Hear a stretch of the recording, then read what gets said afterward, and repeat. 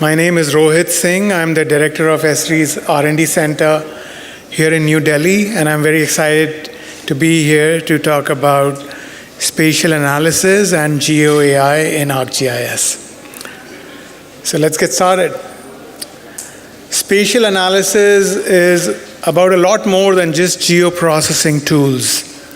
Of course, the tools and methods are fundamental, but analysis really is a capability that spans all of ArcGIS. It's the support for the data that you need, the experiences that you use to drive your analysis, and the ability to extend beyond ArcGIS, tapping into the rich, open science ecosystem.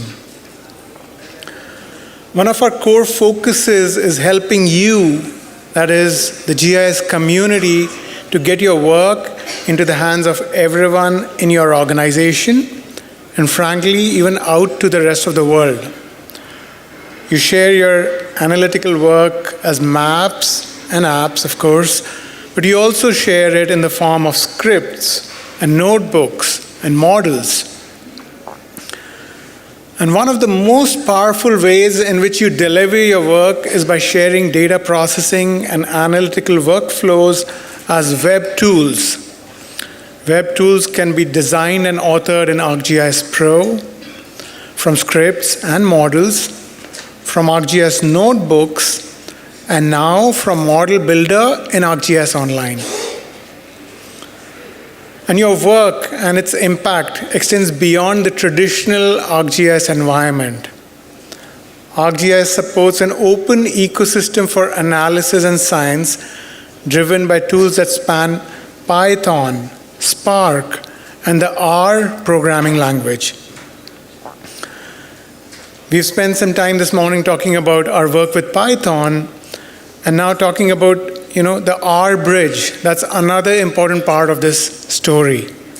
As an ArcGIS user, you can build R-driven geoprocessing tools that work directly within ArcGIS Pro.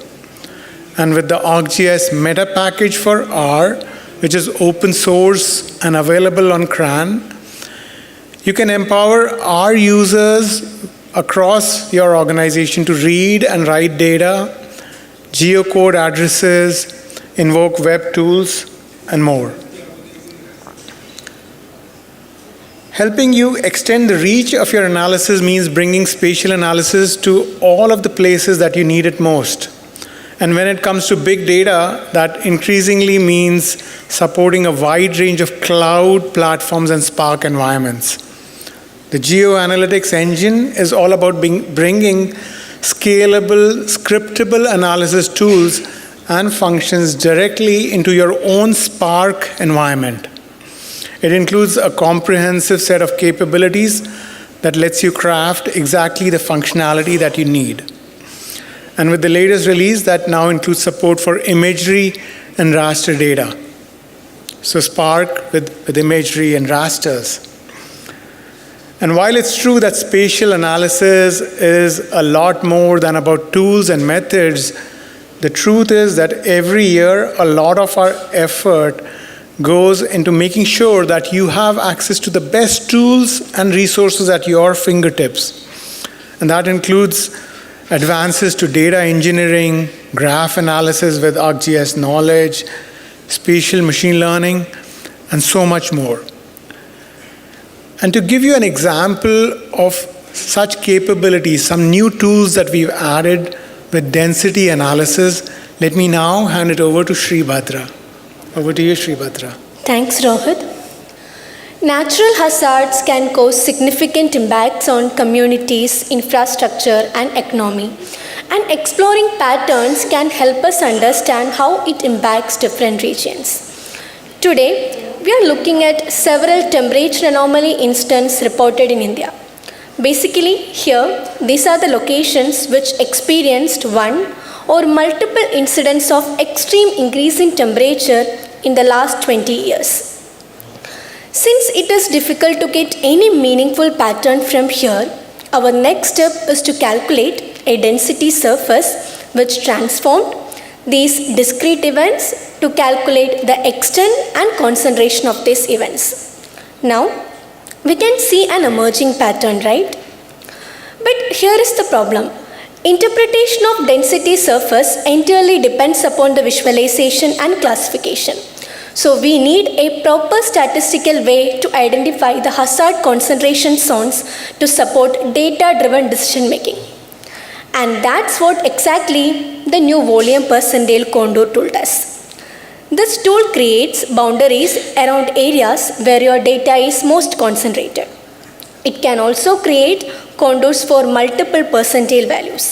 Here, the boundaries represent the 25th, 50th and 75th percentile. Now, as we have some understanding of temperature anomaly concentration, let's have a look at three other major hazards. Extreme rainfall, heavy landslide and lightning. In India, these hazards often affect the same geographical regions. So we need to identify the regions which is affected by multiple hazards. Let's see how we can do that. Since 75th percentile contains large portion of total volume, we will use it for initial planning.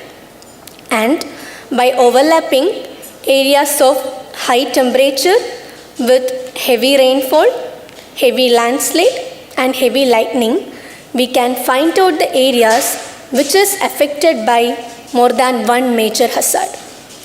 Let's see an interesting pattern here. High temperature in high altitude areas may seem unusual, but here in northern part of India alongside the Himalayan belt, despite its high altitude climate, experiences three major hazards: heavy rainfall, high temperature and heavy lightning. Moreover, it is also affected by heavy landslide. These areas now become priority for planning and resource allocation. By turning complex data into meaningful patterns like this, we can better understand what is happening on the ground. The new volume percentile contour tool enables the precise identification of areas that captures the highest share of overall density. Back to you, Rohit. Thank you, Shri Bhadra.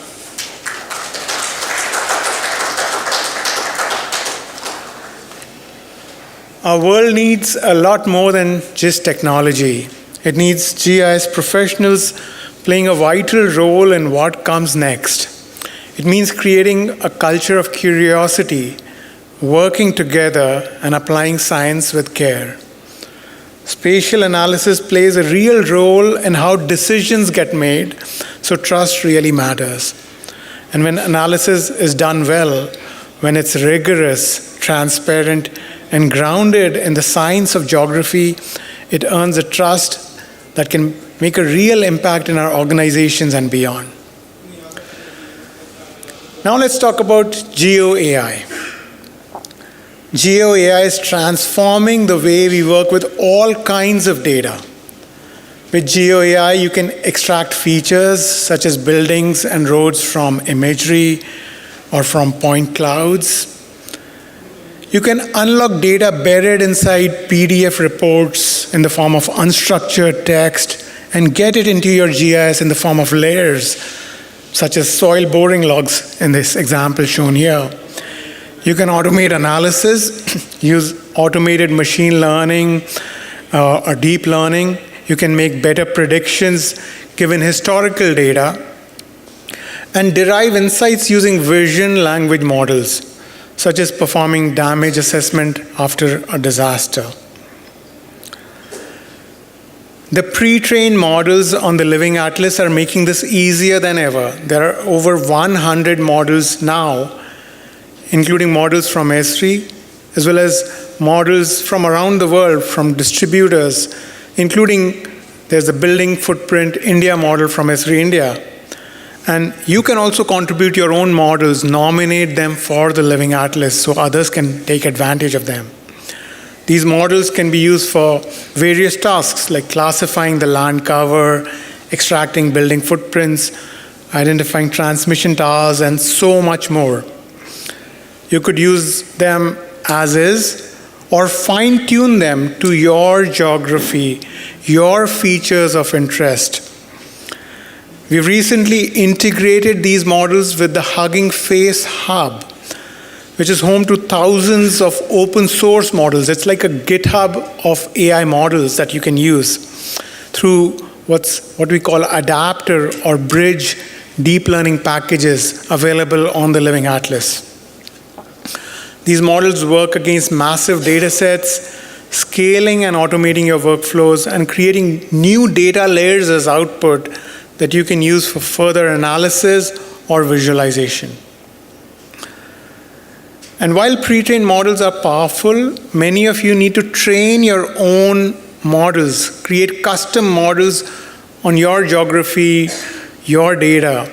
And this is especially true for specialized use cases such as identifying species and habitat mapping, where your domain knowledge and the local context really matters. ArcGIS provides tools to train and customize AI models for your own needs across the platform in ArcGIS Pro, Enterprise, and online. You can also integrate ArcGIS with many open source models, as well as cloud-hosted AI services using Python inferencing functions. Now let's hone in on imagery. This is an area where GeoAI really shines. ArcGIS supports extracting meaning from a wide range of imagery sources, from aerial and satellite imagery to multispectral and now hyperspectral image classification, to 3D point cloud, even videos. You can track objects in videos. We've recently integrated remote sensing foundation models like Prithvi or the Clay Foundation model. You can use them as backbones that you can fine-tune on your own data using just a few training samples. To see an example of how we can use GeoAI to accelerate relief efforts using imagery, let me hand it back to Sribhadra. Thanks, Rohit. According to the National Landslide Susceptibility Mapping, the total landslide-prone area in India is 4.2 lakh square kilometers. When such disaster happens, it is important that we are ready with advanced AI tools for faster interpretation and action. Today, let's see how we can transform GeoAI into operational insights. We all know that recently a devastating landslide happened in Wayanad. When such landslide occurs, responders must quickly identify which roads are accessible and which are damaged. Here, our immediate aim is to identify the shortest route between a relief camp and the nearby hospital. But many roads might have been damaged after the landslide, so we can't rely on the pre-existing road network data. So we begin by reconstructing the road network. Using the road extraction pre-trained model from the Living Atlas, we can extract the road network from the pre-disaster imagery.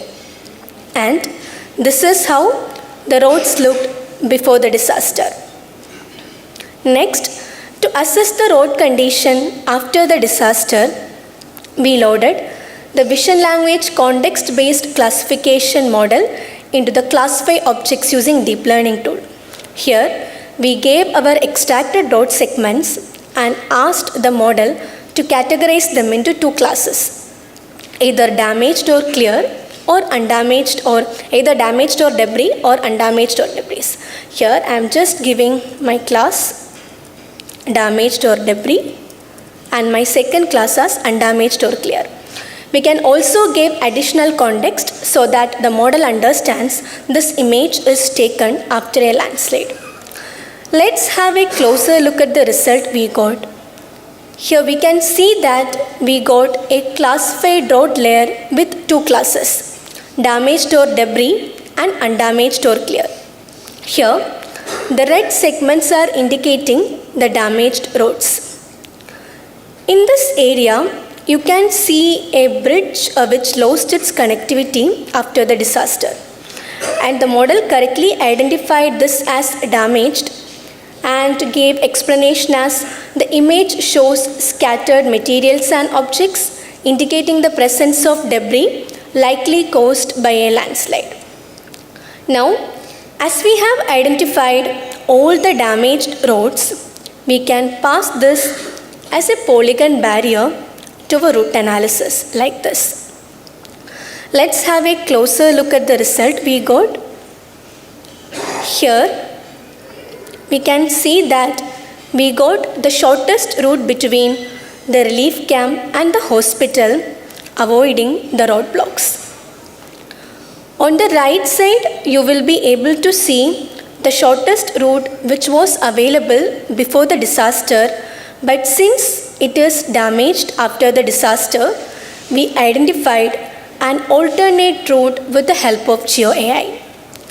In minutes, we moved from raw imagery into operational routing.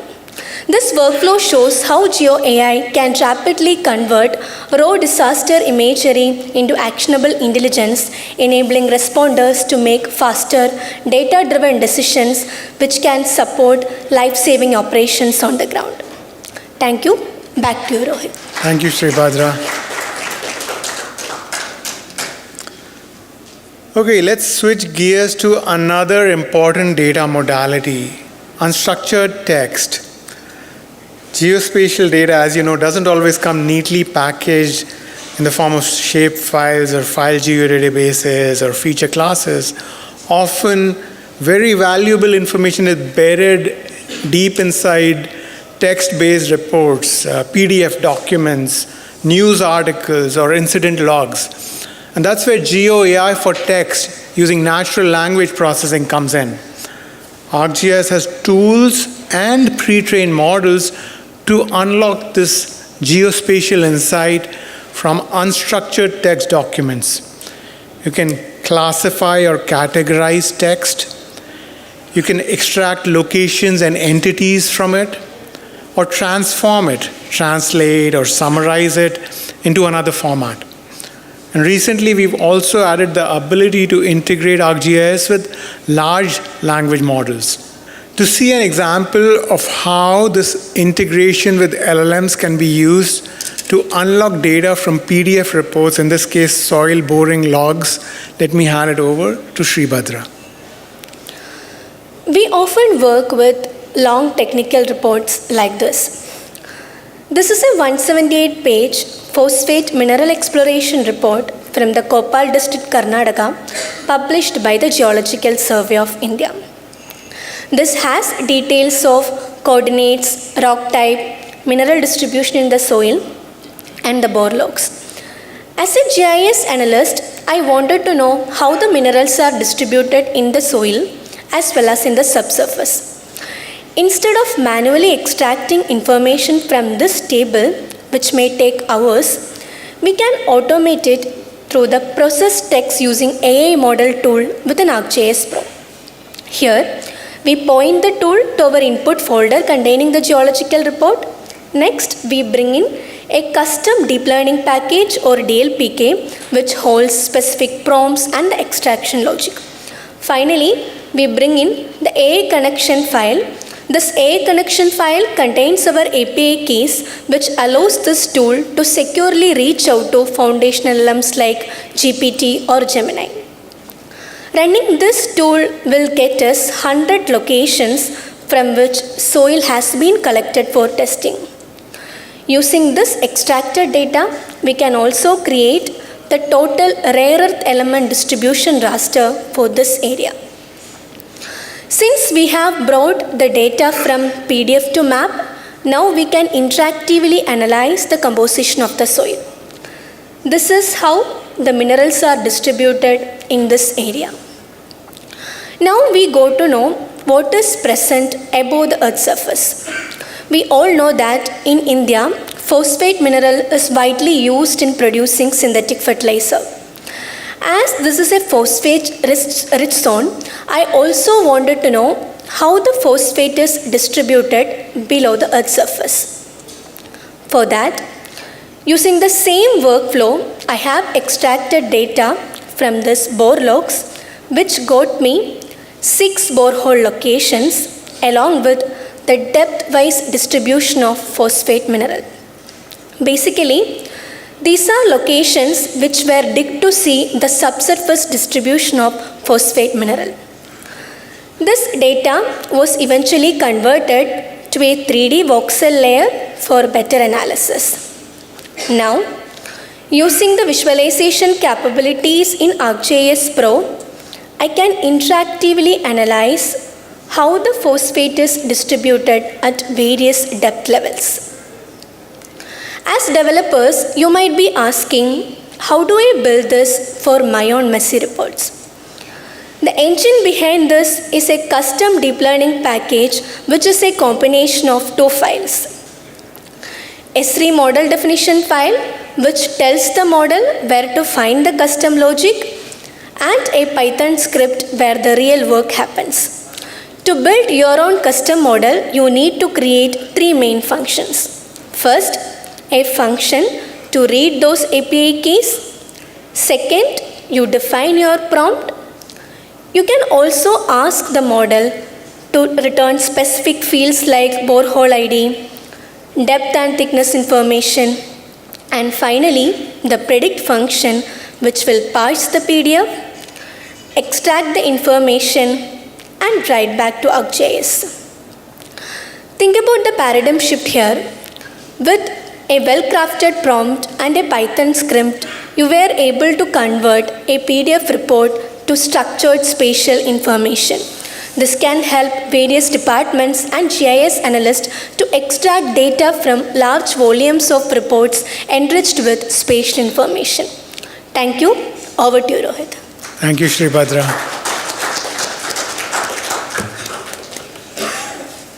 Okay, so we've seen how GeoAI works with many different kinds of GIS data sets and helps you automate various tasks. But GeoAI is changing.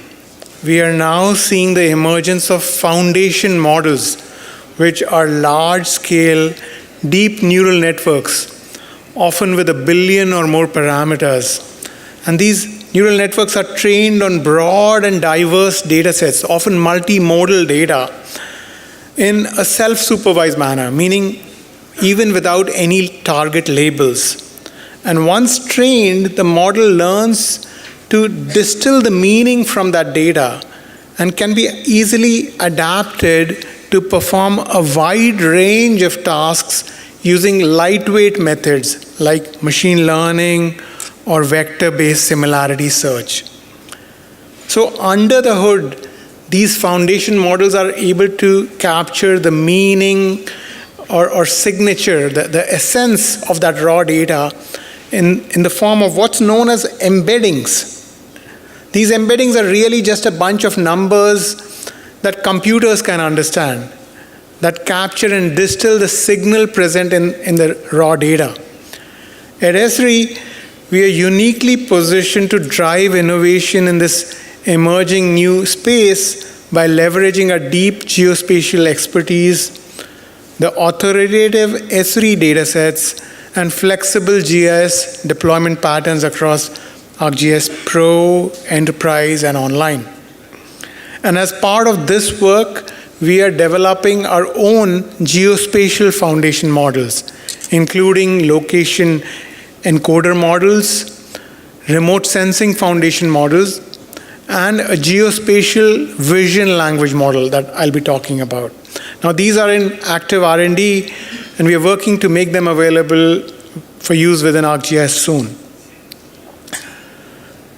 The embeddings produced by these models represent each location, each place, or each coordinate, not just as a latitude and longitude, but as a vector or series of many numbers that computers can then easily process to perform instant similarity search and pattern recognition. Over here, you can see a few examples.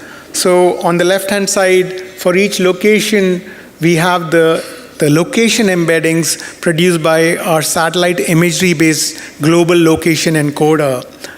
In the middle, you can see how a remote sensing foundation model is turning that satellite imagery into these vision embeddings that have been visualized. And you can see these embeddings are able to capture signals like where the pathways are, where the field is, and so on. And then on the example on the right, you see one application of vision language embeddings, and you'll see this example later in one of the demos for GeoVLM, the vision language model, how we can do text-based similarity search.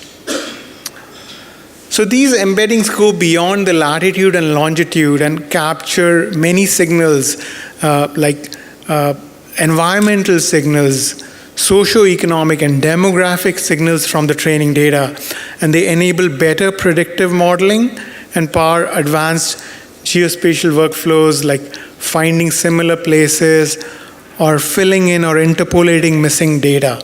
To see these embeddings being used both for better predictive analysis as well as for exploratory analysis, finding similar areas, let me hand it over to Saranya. Over to you, Saranya. So I would like to show a demonstration of how you can use geospatial embeddings within ArcGIS Pro. We will discuss both location embedding as well as vision embeddings. So to start with, location encoder is a geospatial representation deep learning model that encodes geographic coordinates into meaningful embeddings. It can be used for several tasks such as classification, regression, geospatial data enrichment, geospatial similarity search, and more. So let us go back to ArcGIS Pro and see how we can improve the accuracy of classification using location embedding. So here I have a groundwater resource estimation data set which has several variables such as net groundwater availability, annual groundwater draft used for irrigation, and 7 such variables. Using these, you can estimate the status of the groundwater block as safe, saline, semi-critical, critical, or overexploited. To set the baseline for classification, I first trained a gradient boosted model using forest-based and boosted classification tool in ArcGIS Pro. So here I have used the 7 variables we saw in the attribute table earlier. So let's take a look at the output. Here all the blue polygons represent the blocks that are correctly classified and all the orange ones represent those that are misclassified. You can see a lot of misclassifications happening along the coastline. Next, I wanted to add embeddings into this. For that, I used generate embeddings using AI model tool and loaded the location encoder. Now I can train the same model again with one difference. In addition to the training variables we used earlier, I also have several other explanatory variables from the embedding layer. So let's see how the results have improved.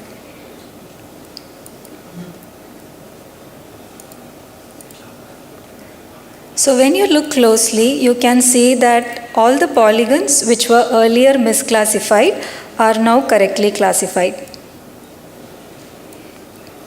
You can also take a look at the accuracy chart. This is the chart without embeddings. And this is with embeddings.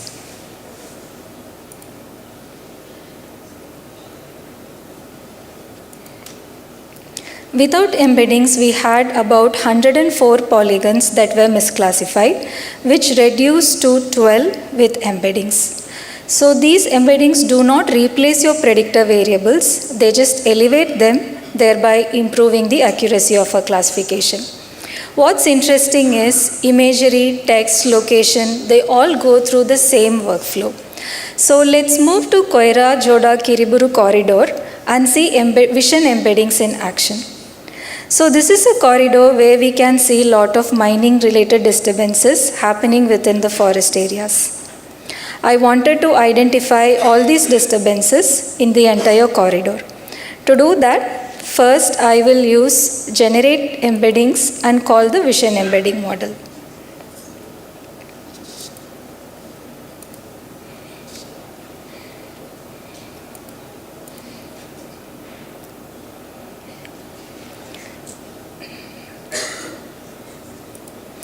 So here under the embedding tool set, we have generate embeddings using AI model tool, where earlier it's the same tool, only thing is instead of location embeddings, I'm calling the vision embeddings. So this is the output of that model. You can run it for the entire extent using find similar features using embeddings. This tool was able to capture all the disturbances that are present in this area. No labels, no training data, just the vision embeddings capturing the visual patterns for us. Now the same workflow can also be used for several other use cases. To see it in action, we have a post-flood imagery of Vijayawada from 2025. Identifying debris and clearing them is very crucial for floodwater drainage in urban areas. Let us see how we can detect these embeddings, detect these debris using find similar tool. Here I have already generated a vision embedding for the entire imagery, and I'll make a selection of some of the debris present here. Now using the find similar tool, the tool was able to scan through the entire imagery and identify all the locations where debris is present. Now if you move to the other side of the imagery, we see a lot of rescue boats helping the citizens in distress. So identifying human can also help in search and rescue. So using the same workflow, I'm selecting few grids which has humans in them and run the find similar tool. This tool quickly identifies all the humans present in the imagery, thereby aiding search and rescue operations. So to summarize, we saw how location encoder model can help improve accuracy of classification, how vision embedding model can help us capture patterns, visual patterns in high resolution RGB imagery. I'm looking forward to see how you will integrate these geospatial embeddings in your workflow. Thank you. Over to you, Rohit. Thank you, Saranya. Yeah, it's amazing how you no longer need to even train a model once you have those embeddings. You can use similarity search to find similar patterns across your data. So now let's talk about Esri's upcoming Geospatial Vision Language Model, or GeoVLM for short. This is like a Swiss Army knife for many remote sensing tasks. It connects satellite imagery with natural language. It's really a multimodal LLM that knows about satellite imagery and can perform various tasks like segmenting GIS features, detecting objects, counting them, describing what it sees in an image, just using prompts. To see some of these powerful capabilities of Esri's upcoming Geospatial Vision Language Model, let me hand it over to Shashank. Thanks, Rohit. Geospatial Vision Language Model, or GeoVLM, is a multimodal large language model which combines natural language with geospatial imagery. It works as a Swiss Army knife which can perform multiple downstream remote sensing tasks such as detecting and classifying objects, answering questions about the imagery, or describing in general what it sees. Here I have loaded the GeoVLM model into the detect objects using deep learning tool. Let's start with a very simple example. I can prompt the model to segment trees in this image. In the interest of time, I have already computed the results, which I will be showing now. I can do it similarly for buildings and roads. GeoVLM breaks the paradigm of requiring one dedicated model for each of these tasks. Instead, a single model can do it all. It also does not require any location-specific tuning, and a single model can produce effective results across varying geographies. Here are some of the results from around the world, starting with a densely populated region in India. Similarly, Zimbabwe, Austria, and Las Vegas. So, as you see, different regions, different imagery conditions, but a single model was able to consistently perform everywhere. Now, let us have a look at some of the open set capabilities of GeoVLM. This essentially means prompting the model to detect objects which it was never explicitly trained on. Here, I can ask the model to detect windmills. And this is what I get. Similarly, in this example, I can ask the model to detect storage tanks.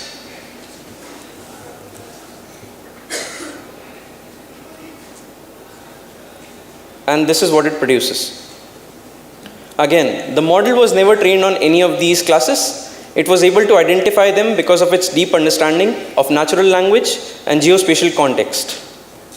Now, let us look at the question answering capabilities of GeoVLM. For this, I will be using the classify objects using deep learning tool. At this point in time, in this region, you can see that there is a lot of construction work going on. And so I can prompt the model asking it, is there any new construction here? The model correctly identifies it and responds back with construction site detected. Now, if I switch to the latest imagery, you would notice that there is no construction going on here. And the model identifies that too and responds back with no construction sites found. GeoVLM excels at generating detailed scene descriptions as well. Here in this example, I can ask the model, what do you see here?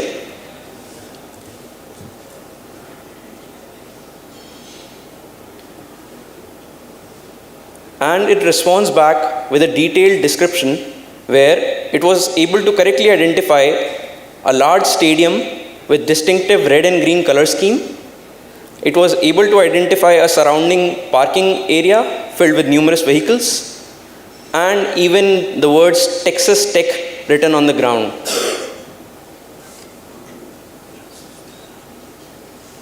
GeoVLM can also be used for scientific workflows, such as glacial lake monitoring. This is a scene from the Himalayas of India.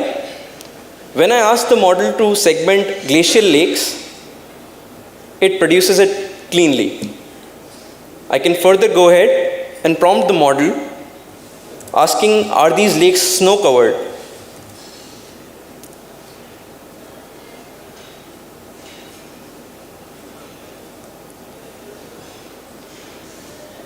And it produces its state correctly. This can be further used for downstream analysis. Similar to other foundation models, GeoVLM can also produce embeddings. And these embeddings can later be used for downstream tasks such as text-based search. When I ask the model to segment or to detect all container cranes in this image, this is what I get. GeoVLM combines vision, language, and geospatial understanding and opens new ways to interact with the imagery. Thank you, and over to you, Rohit. Thank you, Shashank. Thank you. So that was a quick tour of GeoAI across ArcGIS. We saw how GeoAI turns imagery into operational insight, how you can unlock data from PDF reports, get it in the form of 3D voxel layers, and how Esri is innovating with geospatial foundation models, like our location encoder model and with GeoVLM. So this combination of GIS with AI is very powerful. Not only can you let AI take care of the drudgery of work like feature extraction, but also use it to solve some of the most challenging problems facing the world. So that was all that I wanted to share today, but we are doing so much more with AI in ArcGIS. With AI tools and models, AI agents and assistants that we will be showing you on Friday in the AI Summit. So please make sure not to miss that. We have a lot of exciting AI content coming up. So be sure to be there.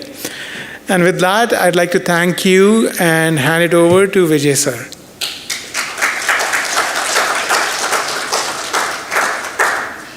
I hope everyone enjoys all the sessions. Raise your hand. You found sessions relevant?